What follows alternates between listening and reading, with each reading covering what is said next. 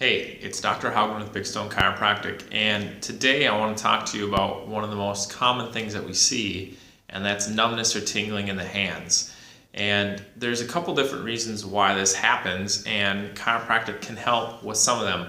Now, a lot of people, when they think of numbness and tingling in their hands, they think of carpal tunnel or something going on in your wrist, and that's actually probably the least common reason as to why you get numbness and tingling in your hands. It does happen, but it's not very common, and it can actually be solved with an adjustment of something called your lunate.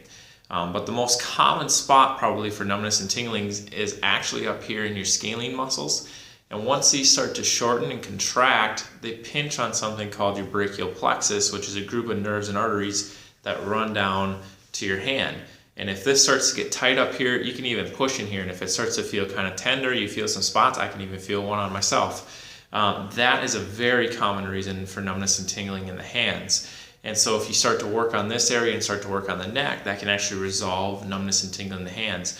Now, another common spot is actually the shoulder. If the shoulder starts to slide forward at all, it puts pressure on that same group of nerves and arteries. And another spot is going to be actually your forearm. And if you dig into your forearm kind of by your elbow, if you feel that it's tender there, that's another common spot that you can get with numbness and tingling in the hand. And that's usually an overuse injury, something where you're using your arm a lot. And so that's something that can be resolved too. And so, once again, that numbness or tingling that you're feeling in your hands or fingers, most of the time it's not true carpal tunnel, and it can actually be resolved by looking at something else. And many times we can actually replicate by putting pressure in different spots that numbness or tingling. It helps us actually narrow down where that's coming from.